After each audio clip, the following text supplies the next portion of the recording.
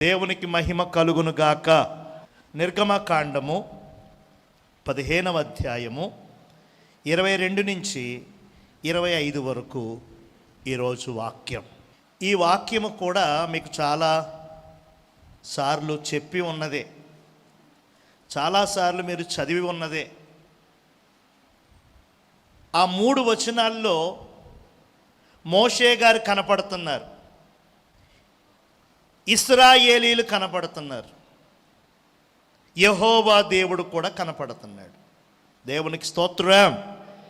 వాక్యం చదివేటప్పుడు ఇది ఎవరు చెబుతున్నారు, ఎవరికి చెబుతున్నారు, ఈ వాక్య భాగంలో ఎవరున్నారు అనే విషయాన్ని మనం కాస్త ఆలోచిస్తూ చదవాలి.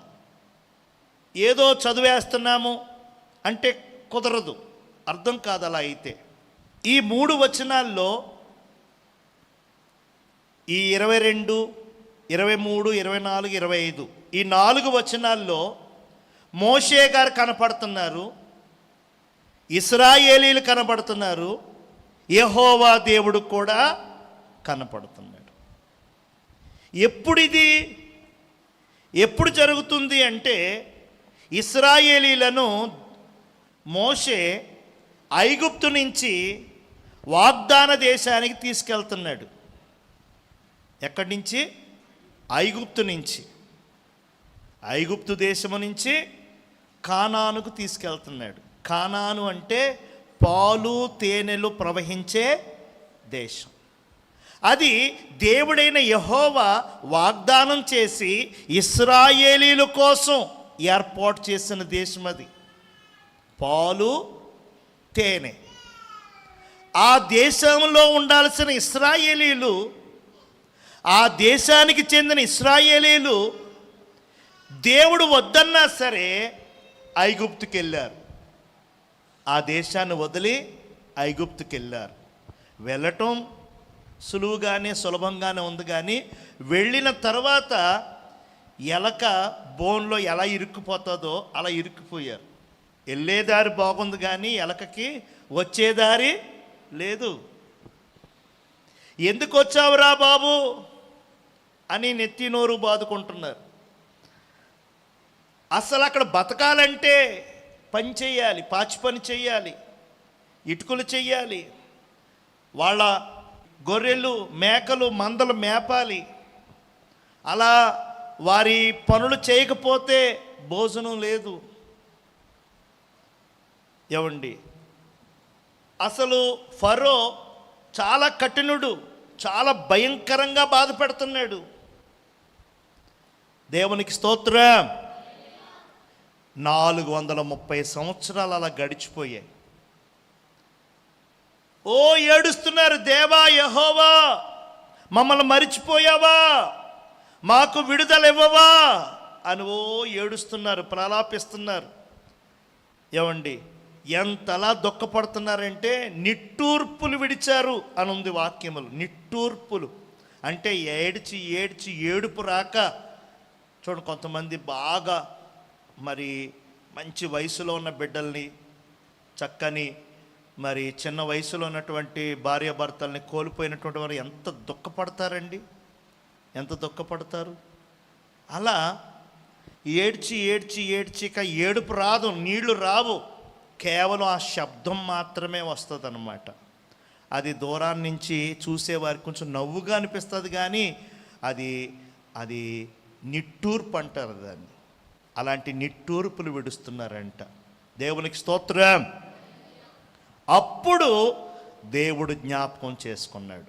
జ్ఞాపకం చేసుకుని మోషేను పిలిచి, మోషేను అభిషేకించి వాళ్ళ దగ్గరికి పంపాడు. ఫరో మామూలుడు కాదు, చాలా కఠినుడు. నేను వెళ్ళనివ్వను, నేను పంపను అన్నాడు. అప్పుడు ఫరోని, ఐగుప్తు ప్రజల్ని 30 తిప్పలు పెట్టి 3 చెరువుల నీరు తాగించాడు మోషే దేవుని బలం చేత. అప్పుడు దండం పెట్టేశారు. బాబు, మీకు మీ దేవుడికి మీ జనానికి ఒక దండం పొండ్రనైనా అన్నాడు. ఆ విధంగా ఐగుప్తు నుంచి విడుదలయ్యి ఆ చెరలో నుంచి బయటపడి ఏవండి దేవుని ప్రజలు కానానుకు బయలుదేరారు. దేవునికి స్తోత్రం. 430 సంవత్సరాల నుంచి ఈ దేశం ఖాళీగా ఉంది. ఏ దేశం? ఇశ్రాయేలు దేశం. ఇశ్రాయేలు దేశంలో ఏమండి ఖర్జూరం చాలా విపరీతంగా పండుతుంది. ఇప్పుడు జనం లేక అందరూ అక్కడికి వెళ్ళిపోయారు కదా, ఐగుప్తులు ఉండిపోయారు కదా, వద్దామంటే రానివ్వట్లేదు. అక్కడ జనం లేక ఖర్జూరపు కాయలు కాసేసి పండిపోయి ముగ్గిపోయి తినేవాళ్ళు లేరు. అవి తేనెలా కారిపోయేదంట కిందకి. తేనె ప్రవహించే దేశం అన్నారు కదా, అది తేనె. అది మొన్న మాకు చెప్పారు. అక్కడ పాలు ప్రవహించే దేశం ఏంటంటే గేదెలు మరి ఆవులు అన్నీ ఇక్కడే ఉన్నాయి. వెళ్ళారు అక్కడికి. బాషాను గోషు అనేటువంటి ప్రాంతాల్లో ఆవులు చాలా దిట్టమైనవి. ఒక్కొక్క ఆవు మరి సుమారు ఒక 20 లీటర్లు 30 లీటర్లు పాలు ఇస్తాయంట. అంత బలిష్టమైన ఆవులంట. అయితే అవి మరి పొదుగు నిండిపోయి తాగేవాళ్ళు వాటిని పితికేవాళ్ళు లేక ఎక్కువైపోయి దానికి అది బరువైపోయి ఆ పొదుగుని రాళ్ళకేసుకుని రుద్దేసుకుని అంట. 1, 2, 3 కాదు, లక్షల కొలది ఆవులు అవన్నీ రుద్దేసుకుంటే ఆ పాలు అలాగా ప్రవహిస్తా. అది దేవుని వాగ్దానం. పాలు తేనెలు ప్రవహించే దేశం. దేవునికి స్తోత్రం. అది ఇశ్రాయేలు కోసం దేవుడిచ్చింది. దాన్ని కాదనుకొని వద్దనుకుని వీళ్ళు ఎక్కడో బాగుంది అనుకుని వెళ్ళిపోయారు. అక్కడికి వెళ్ళాక ఇరుక్కుపోయారు, నానా బాధలు పడ్డారు. మొత్తానికి దేవుడు దయతలిచాడు, వారిని విడిపించాడు. అక్కడి నుంచి వస్తున్నారండి. హల్లెలూయా. వాళ్ళు ఎక్కడ స్టార్ట్ అయ్యారో, ఎక్కడ ఎర్ర సముద్రాన్ని చీల్చారో, ఎక్కడ మన్నా కురిసిందో, ఎక్కడ నీళ్లు మధురంగా మారాయో, ఎక్కడ మరి తాపకరమైన సర్పాలు వచ్చి కాటు వేస్తే కాటు వేయబడిన వారు చూసి ఎక్కడైతే చావకుండా బ్రతికారో ఆ స్థలాలన్నీ కూడా మేము కళ్ళతో చూసాం. అక్కడ నిలబడ్డాం, ఫోటోలు దిగాం, ఆ స్థలాలన్నీ తాకాం మేము. 4000 సంవత్సరాలకు ముందు జరిగిన చరిత్ర ఇది. హల్లెలూయా, హల్లెలూయా.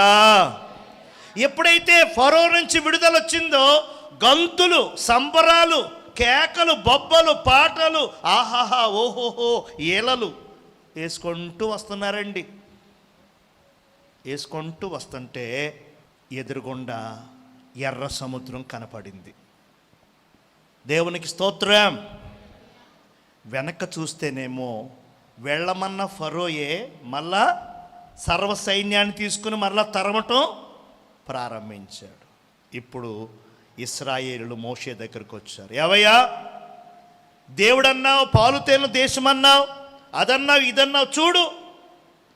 ఆడేమో సైన్యాన్ని వేసుకుని వచ్చేస్తున్నాడు, ఇక్కడేమో ఎదురుగుండా సముద్రం.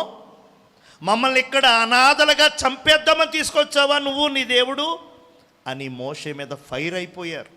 వచ్చిన కష్టం వాళ్ళకేనా? మోషేకు కూడా వచ్చింది కదా, మోషే కూడా ఉన్నాడు కదా ఆ గుంపులో. చనిపోతే ఇతను చనిపోతాడు కదా. ఆలోచించకుండా కై మనిపోతే అప్పుడు దేవుణ్ణి అడిగాడు, నీ చేతిలో ఏముందన్నాడు. కర్ర ఉందని. ఆయన కర్రను చాప అన్నాడు. కర్రను చాపగానే సముద్రము 2గా చీలిపోయింది, రహదారి అయిపోయింది.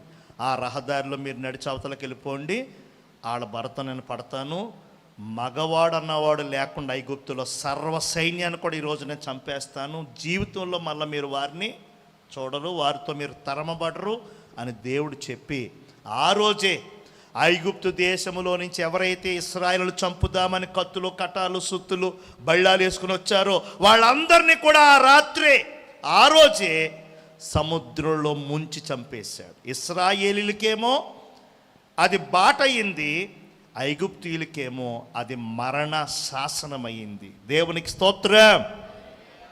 ఎప్పుడైతే సముద్రం పాయలయ్యిందో వీరు హ్యాపీగా అవతల నడిచెళ్ళిపోయారో మళ్ళీ రికార్డులు స్టార్ట్ చేశారు. వీళ్ళు చెప్పండి, ఏం స్టార్ట్ చేశారు? పాటలు, ఈలలు, డ్యాన్సులు.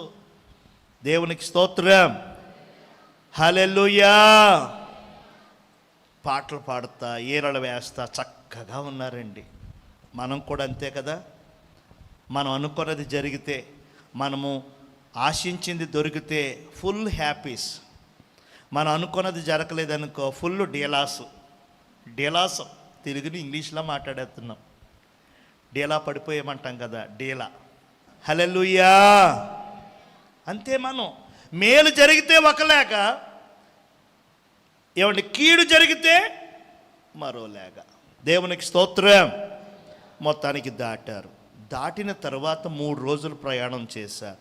3 రోజులు ప్రయాణం చేసిన తర్వాత జరిగినది ఏంటంటే, ఇశ్రాయేలీలకు బాగా దాహం వేసింది. చెప్పండి, ఏమేసింది? దాహం. హల్లెలూయా. అంతకుముందే దేవుడు వీరికి ఎండ తగలకుండా మేఘాన్ని పెట్టాడు. 30 లక్షల మంది పెద్దోళ్ళు, పిల్లలు ఒక 10 లక్షల, మొత్తం 40 లక్షల మంది జనం నడుస్తున్నారు మోషే వెనకాల. ఈ 40 లక్షల మందికి ఎండ తగలకుండా పెద్ద మేఘం వీరి పైన నడుస్తుంది. ఎంత అద్భుతం అండి. హల్లెలూయా. దేవుడే పంపాడు వీరి కోసం. రాత్రుళ్ళు చీకటి భయం, ఆ చీకట్లో ఏదైనా పులులు, సింహాలు, ఎలుగుబంట్లు, లేకపోతే పాములు, జెర్లు లాంటివి వచ్చి వీళ్ళకి ఇబ్బంది కలుగ చేయకుండా దారి చూపెట్టడం కోసం ఒక కాగడ, చెప్పండి, అగ్ని స్తంభాన్ని పెట్టాడు. ఇన్ని చేసి దేవుడు తన ప్రజలని వాగ్దాన దేశానికి తీసుకెళ్తుంటే, ఇన్ని అద్భుతాలు పొందుతూ, ఇన్ని ఆశ్చర్యకార్యాలు అనుభవిస్తూ ఆనందిస్తున్నటువంటి వీరికి దాహమయ్యింది. చెప్పండి, ఏమైంది? దాహమైంది. అప్పుడు చుట్టూతా నీరు వెతికారంట, ఎక్కడా నీరు లేదు. ఈలోగా ఒక చోట నీరుందని ఎవడో చెప్పారు. గబగబా అక్కడికి వెళ్ళిపోయారు. సెట్లెట్టుకుని తీసుకుని దోసుల్లో తీసుకుని నోట్లోకి వేసుకునేసరికి చేదు విషం. చెప్పండి, చేదు, భయంకరమైన దాహం వేస్తుంది. ఆ సమయంలో చేదైన నీరు. ఆ ఊరు పేరు తెలియదు వీళ్ళకి. ఆ ఊరు పేరు ఏంటంటే మారా. మారా అంటే ఏంటి? చేదు. దేవునికి స్తోత్రం. వీరు ప్రయాణికులు ప్రయాణం చేస్తూ ఉన్నారు. ఆ ఊరు గురించి తెలియదు, ఆ నీరు గురించి తెలియదు. నీరు లేక అల్లాడుతున్నారు. నీరెక్కడ అంటే పలానా చోటని ఎవడో చెప్పాడు, వెళ్ళిపోయారు. అబ్బా మంచినీళ్ళు అనుకుని తీసేసుకున్నారు, తాగేద్దాం నోట్లో పోసుకుంటే భయంకరమైన చేదు విషం. వెంటనే ఊసేశారు. ఓ పక్కన దాహం వేసేస్తుంది, తాగడానికి నీరు లేవు. చాలా బాధ వచ్చేసి, కోపం వచ్చేసి మళ్ళా ఏం చేశారండి? మోషే మీద. దేవునికి స్తోత్రం, హల్లెలూయా. ఎప్పుడైతే నీరు లేదో, నేను అంటాను, మోషే కూడా ఇశ్రాయేలు వాడే కదా, వారితో పాటు ఉన్నాడు కదా, వాళ్ళు నడుస్తున్నారు, మోషే నడుస్తున్నాడు. ఇంకా చెప్పాలంటే వాళ్ళకంటే పెద్ద వయస్సు మోషేది. అప్పటికి ఇంచుమించు 85 సంవత్సరాలు మోషేకి. 85-87 సంవత్సరాలు మోషే గారికి. 40 సంవత్సరాలు 30 సంవత్సరాల వాళ్ళే అంత దాహం అంటే 87 దాటిన ఈయన ఇంకెంత దాహపడాలి? ఎండలో ఈయనకు కూడా అలసట రావాలా? ఈయన బాగానే ఉన్నాడు. వాళ్ళు మాత్రం నీరు ఈ చేదు నీరు వచ్చేసరికి, అమ్మో ఇంత చేదుగా ఉన్నాయి ఏంటి అని చెప్పి ఇప్పుడు మోషే మీద. చదవండి ఆ మాట, 24వ వచనం. ప్రజలు మేమేమి త్రాగుదమని మోషే మీద. ఏమంటే కొంచెం నీళ్లు లేకపోతేనే ఇంక అయిపోయినట్ట? ప్రాణం గొప్పదా, నీళ్లు గొప్పవా? ప్రాణం ఉంటేనే నీళ్లు, అన్నము, పప్పలు, పళ్ళు. అసలు ప్రాణమే లేదనుకోండి, ఎందుకు అవన్నీ? వారిని విమోచించాడు చెర నుంచి. ఏమండి, సముద్రములో చనిపోకుండా సురక్షితంగా దాటించాడు. వారికి ఆయాసం కలగకుండా ఏమండి నీడిచ్చాడు. చీకటి భయం లేకుండా అగ్నిచ్చాడు. ఇన్ని చేసిన దేవుడు నీళ్ళు ఇవ్వలేడా? ఇస్తాడు. కానీ వారి ఆరాటం చూడండి, వారి కంగారు చూడండి, వారి తొందరపాటు చూడండి. మేమేం చేయాలి ఇక్కడ, మేమేం తాగాలి ఇక్కడ, చచ్చిపోతున్నాం ఇక్కడ. ఏంటి, కొంచెం నీళ్లు లేకపోతేనే. దేవునికి స్తోత్రం. మన జీవితాలు కూడా అలాగే ఉన్నాయి, అచ్చుగుద్దినట్టు అలాగే ఉన్నాయి. అమూల్యమైనవి ఎన్నో ఎన్నో పొందుకుంటున్నాం, ఎన్నో ఆశీర్వాదాలు అందుకుంటున్నాం. దీంట్లో ఏదో చిన్న శోధన, చిన్న పరీక్ష, ఏదో చిన్న దేవుడు మనలను పరీక్షించడం కోసం ఏదో చిన్నవి ఆపుతుంటే, చిన్న వాటిని అలా అదిమి పెడుతుంటే మనం ఉండలేక, అణుచుకోలేక, కాస్త నిరీక్షణ ఓపిక లేక కైమంటున్నాం దేవుని మీద, సేవకుల మీద, మందిరం మీద. దేవునికి స్తోత్రం. ఎంత దారుణం అంటే, వచ్చి మోషేని ఏమంటున్నారంటే చూడండి, ఏమంటున్నారు, మోషే మీద సణుగు కొనగా. చెప్పండి, మోషే మీద, దేవునికి స్తోత్రం చెప్పండి. సణుక్కుంటే వచ్చేస్తుందా నీరు? కోప్పడటం వల్ల వస్తుందా? అనవసర కోపం, తొందరపాటు నిర్ణయాలు చేసేసుకుని ఎన్నెన్నో కాని పనులు చేసేస్తున్నారండి క్రైస్తవులు. క్షణిక ఆవేశంలో ఇల్లు వదిలి వెళ్ళిపోవడం, అక్కడ దూకాడు, ఇక్కడ దూకాడు, అది చేసుకోవడం, ఇది క్షణికావేశం. దేవునికి స్తోత్రం. నిజమే, చేదుగా ఉంది నీ పరిస్థితి, విషతుల్యమైంది నీ కుటుంబం, సుఖంగా సంతోషంగా ఉండాల్సిన నీ గృహం వేదన, రోగము, అప్పులు, సమస్యలతో ఉంది. నిజమే, మరి దానికి చావు పరిష్కారం కాదు కదా. అన్నం మానేసి పడుకోవడం, పిల్లలను కొట్టేయడం, భార్యను నిష్ఠూర పెట్టడం, భర్త మాట లెక్క చేయకుండా వెళ్ళిపోవడం తప్పు కదా. సమస్య లేని సంసారం, కొదువలు లేని కుటుంబం లేదండి. హల్లెలూయా. ఎవరికి తగ్గ కష్టము, ఎవరికి తగ్గ వేదన వారికి ఉంది. దేవునికి స్తోత్రం. ఇప్పుడు సమస్య వచ్చిందని మా ప్రాణం పోతుంది బాబు, ఏం దేవుడు, ఏం దైవజనుడు అని సణుగుతం ప్రారంభించారు ఇశ్రాయేలీలు. అప్పుడు మోషే ఏం చేశాడంటే యెహోవాకు మొర్ర పెట్టాడు. గట్టిగా స్తోత్రం చెప్పండి. ఎవరికి మొర్ర పెట్టాడు? అన్నయ్యకి కాదు, అక్కకి కాదు, అమ్మకి కాదు, అత్తయ్యకి కాదు, ఫ్రెండ్కి కాదు, ఇంకొకరికి కాదు. ఎవరికి మొర్ర పెట్టాడంటే యెహోవా దేవునికి. దేవునికి స్తోత్రం. ఆయన ఉన్నవాడు, అనువాడు, అన్నిటినీ జరిగించేవాడు, అనుగ్రహించే దేవుడు. ఆయన ఆజ్ఞ ఇచ్చాడు, ఏమనంటే అడుగుడి మీకు. ఈ కష్టం వచ్చినప్పుడు, ఈ దాహం వేసినప్పుడు వీరు నాకు ప్రార్థన చేస్తారు, నన్ను అడుగుతారు అని దేవుడు అనుకుంటున్నాడు. వీరు అడగడం మానేసి, ప్రార్థన చేయడం మానేసి, సనగడం, గొనగడం, దైవజనుడి పైన కోపపడటం, దేవుని పైన అసహనం చూపడం, ఇది తగునా? ఆ కోపాలు, అసహనాలు, సనుగుల వల్ల ఏదైనా ఉపకారం ఉందా వారికి? లేదే. ఎప్పుడైతే ఈ మాట వినబడిందో వెంటనే మోషే దేవునికి మొర్ర పెట్టడం ప్రారంభించాడు. గట్టిగా స్తోత్రం చెప్పండి. ఇక్కడ మనం నేర్చుకోవాల్సిన పాయింట్ ఏంటంటే, మీ కుటుంబము, మీ గృహము, మీ పని, మీ జీవనోపాధిలో ఏదైనా కష్టం, ఏదైనా మారా వంటి అనుభవం, ఏదైనా విషతుల్యమైన పరిస్థితులు మీకు వచ్చి ఉన్నట్లయితే అప్పుడు మీరు చేయాల్సిన పని ఏంటంటే యెహోవాకు మొర్రపెట్ట. దేవునికి స్తోత్రం. ఆయనే అన్నిటినీ మార్చేవాడు.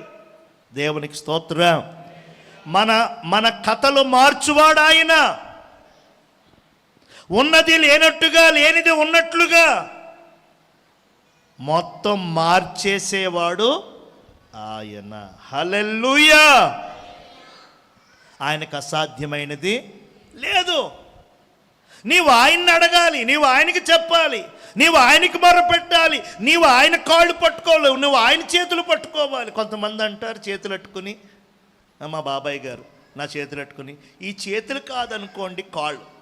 అయ్యా ఈ చేతులు కాదు కాళ్ళని ఎలా అనుకుంటాను నేను? చేతులు చేతులే. దేవునికి స్తోత్రం.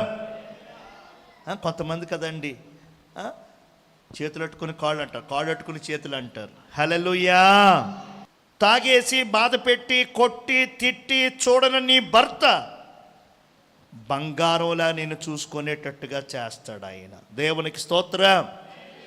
బడికి వెళ్ళనంటే వెళ్ళనని, చదవనంటే చదవనని అల్లరోళ్ళ జతలు పట్టి పిచ్చి పిచ్చిగా గత్తరగా ఉన్న నీ బిడ్డని ఆయన మంచి విధేయుడు కలిగిన కుమారుడిగా కథ మార్చగలడు ఆయన. దేవునికి స్తోత్రం. అసలు బొత్తిగా మాట వినకుండా నీవు చెప్పిన ఏ పని చేయకుండా ఉన్న నీ కూతుర్ని మంచిగా అన్ని పనులు చేసుకుంటూ చక్కగా అమ్మకి నాన్నకి ఎంతో మంచి పేరు తెచ్చే కూతురుగా మార్చగలిగిన కథ ఆయన చేస్తాడు. దేవునికి స్తోత్రం. హల్లెలూయా. శరీరంలో నీకు అది బాలేదు, టెస్టులో వచ్చింది, బుర్రలో నీకు ఇది బాలేదు, స్కానింగ్లో కనపడింది అని చెప్తారు వీరు. కానీ ఆయన ఉన్న రాళ్ళు, ఉన్న అడ్డంకులు, ఉన్న గడ్డలు, ఉన్న రకరకాల పుళ్ళు లేకుండా చేసే కథ ఆయన మారుస్తాడు. దేవునికి స్తోత్రం. ఆయనకు అసాధ్యమైనది లేదు. దేవునికి స్తోత్రం. క్షణం కూడా పట్టదండి ఆయన నీ పట్ల అద్భుతం చేయడానికి, క్షణం కూడా పట్టదు. మరి ఎందుకు చెయ్యట్లేదు మనకి? ఎందుకు మనకి జరగట్లేదంటే మోషే వలే మొరపెట్టేవారేరి? ప్రార్థన చేయండి అని చెబుతాం మనం, ప్రార్థనలో జ్ఞాపకం చేసుకోండి అని చీటీలు రాసిస్తాం, ఫోన్లు చేసి తెలిసిన వాళ్ళందరికీ ప్రార్థన చేయండి అమ్మా అంటాం. వాళ్ళు చేస్తున్నారో లేదో నాకు చెప్తున్నారు, నేను చేస్తున్నానో లేదో మీకు తెలుసునా? దేవునికి స్తోత్రం. చెప్పేస్తే అయిపోతుందా? అందరికీ ఫోన్లు చేసేసి చీటీలు రాసేసి ప్రార్థన చేయండి ప్రార్థన చేయండి ప్రార్థన చేయండి అంటే అయిపోతుందా? మరి నువ్వెప్పుడు చేస్తావు ప్రార్థన? యెహోవాకు మొర్ర పెట్టాడు మోషే, నీవు మొర్ర పెట్టాలి. మనం చేసే పని మనం చెయ్యాలండి, దేవుడు చేసే పని దేవుడు చేస్తాడు. హల్లెలూయా.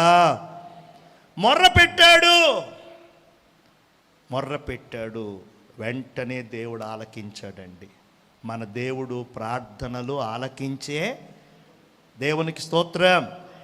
ఒక్కోసారి 4-5 సార్లు చేసినా సరే నీ తండ్రి నీ ఫోన్ ఎత్తడు, మీ అమ్మ నీ ఫోన్ ఎత్తదు, కట్ చేసేస్తుంది అవసరమైతే. పరలోకపు తండ్రి అలాంటి తండ్రి కాదు. నువ్వు తండ్రి అని పిలిస్తే నా కుమారుడు అంటాడు అక్కడి నుంచి ఆయన. హల్లెలూయా. ప్రార్థనలో ఈ సంబంధం, ప్రార్థనలో ఈ ఎఫెక్షన్, ప్రేయర్లో ఈ సహవాసం కావాలనే దేవుడు పెట్టాడు ప్రేయర్ని. మనమేమో అవసరం వచ్చినప్పుడే ప్రార్థన, రేపు ఇంటర్వ్యూ కదా ఈవేళ ఉపవాసం, వచ్చే వారం నుంచి పరీక్షలు కదా ఈ వారం నుంచి ప్రార్థనకు రావడం. కాదు, అవసరానికి ప్రార్థన కాదండి, ఎల్లప్పుడూ ప్రార్థన, అనుదినము ప్రార్థన, ఎడతెగక ప్రార్థన, మానక ప్రార్థన. దేవునికి స్తోత్రం. అది మనకు అవసరం.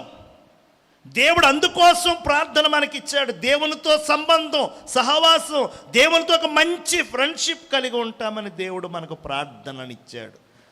హల్లెలూయా. మనం ప్రార్థన చేస్తే నా కుమారుడా నేను విన్నాను, నా కుమారుడా నేను చేస్తాను, నా కుమార్తె నేను నీకు ఇస్తాను, అలాగే చేశాడు ఇక్కడ. ఎప్పుడైతే మొరపెట్టాడు వెంటనే దేవుడు, ఎదిగో నీ కనబడుతున్న చెట్టు, దాని కొమ్మలు, దాని ఆకులు, దాని రబ్బలు నరికి దాంట్లో వేయి అన్నాడు. దేవునికి స్తోత్రం చెప్పండి. మనం నేర్చుకోవాల్సిన మొదటి పాయింట్ ఏంటంటే, నీ జీవితంలో, నీ కుటుంబంలో, నీ మార్గంలో ఎటువంటి బంధకాలు వచ్చినా, ఇబ్బందులు వచ్చినా నీవు చూడవలసింది దేవుని వైపు, చేతులు ఎత్తాల్సింది, కాళ్ళు పట్టుకోవలసింది, కన్నీరు పెట్టవలసింది యెహోవా తండ్రి యేసయ్య దగ్గర మాత్రమే. రెండవ పని ఏంటంటే ఆయన నీ ప్రార్థన ఆలకించి వెంటనే నీకు జవాబిస్తాడు. దేవునికి స్తోత్రం. నీకొక పని, ఇలా ఉండు, ఇలా చెయ్యి, ఇలా అని మాట చెప్తాడు. దేవునికి స్తోత్రం. వెంటనే ఆయన చెప్పింది చెప్పినట్లుగా చెయ్యాల. అయ్యా అక్కడ వాళ్ళు నీళ్ళని గోలెడుతుంటే నువ్వేంటి చెట్టు నరకమంటున్నావు, రొబ్బలు నరకమంటున్నావు, ఇవన్నీ నరికి దాంట్లో ఏమంటున్నావు ఏంటి? పాడైపోయింది నీరయ్యా, ఈ చెట్లు వేయటం వల్ల ఇంకా నీరు ఇంకా పాడవుతాయి కానీ ఏంటయ్యా అన్నాడా మోషే? అనలా. ఆయన ఏం చెప్పాడు? చదువమ్మ ఆ మాట చదువు తల్లి. ఒక చెట్టును చూపించాడు. చెప్పండి, ఏం చూపించాడు? అప్పటికప్పుడేమి రాలా, ఎప్పటి నుంచో ఉంది ఆ చెట్టు అక్కడ. ఎందుకుంది? ఇశ్రాయేలీల మార్గము గుండా వస్తారు, ఇక్కడికి వచ్చాక ఇలాంటి అవస్థ ఎదురవుతుంది. వారి అవస్థను తీర్చడానికి నేను ఒక చెట్టును వేయాలి అని దేవుడు ఎన్నో సంవత్సరాల క్రితం అక్కడ చెట్టును పెట్టాడు. హల్లెలూయా. అంటే విశ్వసించు చెల్లి, తల్లి, నీ ప్రార్థన కోసం దేవుడు సమాధానాన్ని, జవాబుని ఎప్పుడో రెడీ చేసేసాడు. నువ్వు ప్రార్థించడమే తరువాయి, నీవు ప్రార్థించడమే ఆలస్యం. నువ్వు ప్రార్థించగానే అక్కడే ఉంటుంది జవాబు, అక్కడే ఉంటుంది దీవెన, వెంటనే తెరుస్తాడు. అదిగో అంటాడు. మనమేమో చెయ్యిందే ప్రార్థన, అన్నీ చేస్తాం, పాటలు పాడతాం, క్వైర్లో ఉంటాం, పరిచర్య చేస్తాం, పని చేస్తాం, మేటలు మడతెట్టేస్తాం, కుర్చీలు ఎత్తేస్తాం, అన్నీ చేస్తాం, కానీ చెయ్యింది ఏంటంటే ప్రార్థనే. ఇక్కడ ఏమని చెప్తున్నారు తెలుసండి? ప్రార్థన చేసిన వెంటనే ఒక చెట్టును చూపించారు. ఆ చెట్టు నరికి ఆ చెట్టు ఆకులు తీసి అక్కడ వేయమన్నాడు. వెంటనే మారు మాట్లాడకుండా మోషే ఆ చెట్టు తొలచి, ఆ చెట్టు విరచి, ఆ కొమ్మలు ఆకులన్నీ తీసి ఆ నీటిలో వేసు. కష్టంలో ఉన్నప్పుడు ప్రార్థనే, సంతోషంలో కూడా ప్రార్థనే. హల్లెలూయా. కష్టం లేకుండా, శ్రమ లేకుండా, బాధలు లేకుండా ఎవ్వరు లేరు. యేసయ్యకు వచ్చే శోధనలు, యేసయ్య శిష్యులకు వచ్చే శోధనలు, మనకి వస్తే శోధనలు, మోషేకి వచ్చే శోధనలు. మోషేకి రాలేదు ఇబ్బందులు, వచ్చాయి. తట్టుకున్నాడు, సహించాడు, ఓర్చుకున్నాడు, గొప్ప జయాన్ని సంపాదించుకున్నాడు. దేవునికి స్తోత్రం. నేను ముగిస్తున్నాను. ఈ 15వ అధ్యాయంలో 22 నుంచి 25 వరకు ఉన్నటువంటి 4 వచనాలు ఉన్నటువంటి స్టోరీ ఏంటంటే, మారాని మధురంగా మార్చి. మారా అంటే చేదు, చేదైన నీటిని మధురంగా మార్చారు. ఎలా మార్చారు అని అంటే, మోషే చేసిన 3 పనులు. ఒకటి దేవునికి మొరపెట్టడం, రెండవది దేవుడు చెప్పిన పనిని చేయటం, మూడవది దేవుని కృతజ్ఞత కలిగి దేవునితో నిబంధన లేక దేవునితో వాగ్దానం తీసుకోవడం. దేవునికి స్తోత్రం. హల్లెలూయా. నువ్వు ప్రార్థిస్తే దేవుడు సిద్ధంగా ఉంచాడు జవాబు. నువ్వు ప్రార్థన చేసిన వెంటనే చూస్తావు ఆ జవాబుని. ఆ తర్వాత దేవుడికి ఒక పని చెప్తాడు, ఆ పని చెయ్యాలి. ఆ పని చేశాక సంపూర్ణ విధేయత చూపాక అప్పుడు నీతో నిబంధన, ఒడంబడిక, నీతో ఒక మంచి సహవాసం పెట్టుకుంటాడు దేవుడు. ఆ విధంగా మోషే ఇశ్రాయేల్ పక్షంగా అన్ని కార్యాలు చేసి వారిని వాగ్దాన దేశానికి నడిపిస్తూ ఉన్నాడు. దేవునికి స్తోత్రం. ఆ మారానే మనం ఏమనుకోవాలంటే, మన కుటుంబాల్లో ఉన్న బాధలు, బలహీనతలు, అనారోగ్యాలు, కరువులు, కొరతలు, సమస్యలు అవన్నీ కూడా సమృద్ధిగా మారాలి అని అంటే యెహోవాకు మొరపెట్టాలి, ఆయన చెప్పినట్లుగా చేయాలి, ఆయన మార్గంలో నడవాలి, నిలవాలి, కృతజ్ఞత కలిగి